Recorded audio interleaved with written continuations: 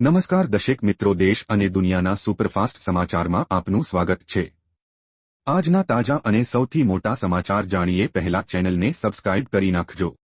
ભારે તોફાન સાથે વરસાદની આગાહી। ઉત્તર ભારતમાં 9 થી 13 મે દરમિયાન હળવાથી મધ્યમ વરસાદની શક્યતા છે। આ દરમિયાન ભારે પવન સાથે વાવાઝોડું આવવાની પણ શક્યતાઓ છે। રાજસ્થાનમાં 9 થી 10 મેના રોજ કાળઝાળ ગરમી પડશે। મધ્ય પૂર્વ અને દક્ષિણ રાજ્યોમાં 12 મે સુધી વરસાદને વાવાઝોડાનું એલર્ટ આપવામાં આવ્યું છે। મંગળવારે તમિલનાડુ, તેલંગાણા, બિહાર, એમપી, હિમાચલ, પૂર્વ રાજસ્થાન અને વિદર્ભમાં વરસાદની સાથે કરા પડ્યા હતા। ફ્રી સિલાઈ મશીન યોજના ₹12,000ની સહાય। દેશમાં કેન્દ્ર સરકાર દ્વારા મહિલાઓને સશક્ત કરવા તેમજ તેમને ઘરે કામ કરવા માટે પ્રોત્સાહિત કરવા માટે મફત સિલાઈ મશીન યોજના શરૂ કરવામાં આવી છે।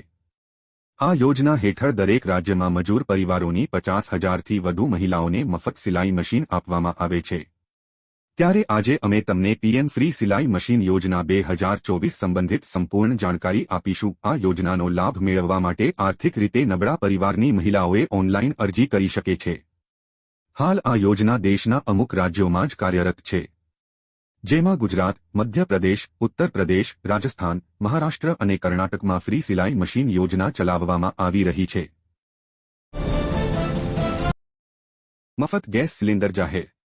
પ્રધાનમંત્રી ઉજ્જવલા યોજનાને લઈને એક રાહતના સમાચાર આવ્યા છે।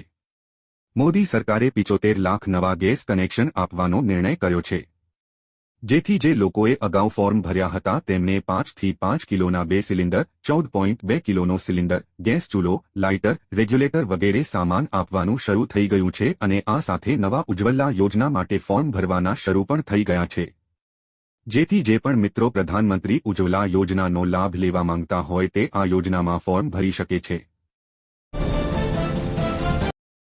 આજના મુખ્ય ખેડૂત સમાચાર। 1. આ વર્ષે સફેદ ડુંગળીનું ઉત્પાદન વધુ પરંતુ લેવાવલીને કારણે સારા ભાવો ટકી રહ્યા। 288 ઊંચો ભાવ। 2. 11 થી 13 તારીખ દરમિયાન માવઠાની શક્યતાઓ। હવામાન વિભાગના જણાવ્યા મુજબ છોટાઉદેપુર, ડાંગ, નવસારી અને વલસાડ જિલ્લામાં માવઠું પડશે। 3. વૈશ્વિક ચણાની બજારમાં ભાવ વધતા લોકલ બજારમાં ચણાના ભાવમાં ઘટાડો થતો અટક્યો। ખેડૂતોને ફાયદો। 4. સૌરાષ્ટ્રની બજારમાં રાજસ્થાન અને મધ્યપ્રદેશના લસણની આવક થતાં તેજના માહોલમાં અટકાયત થઈ। 5. જીરુની બજારમાં ₹200ના કડાકા સાથે હાલમાં સ્થિરતાનો માહોલ। આજથી ઉનાળુ વેકેશન શરૂ। ગુજરાતમાં આજથી પ્રાથમિક અને માધ્યમિક શાળાઓમાં શાળાકીય કેલેન્ડર મુજબ ઉનાળુ વેકેશન શરૂ થઈ ગયું છે। આજથી 35 દિવસ ઉનાળાની રજા મળવાની છે, તો કોલેજોમાં 49 દિવસનું વેકેશન શરૂ થઈ ગયું છે। આવનારી 13 જૂનથી નવા શૈક્ષણિક સત્રનો પ્રારંભ થશે, ત્યારે શાળાઓ શરૂ થશે। બીજી તરફ કોલેજોમાં 24 જૂનથી નવા શૈક્ષણિક સત્રનો પ્રારંભ થશે।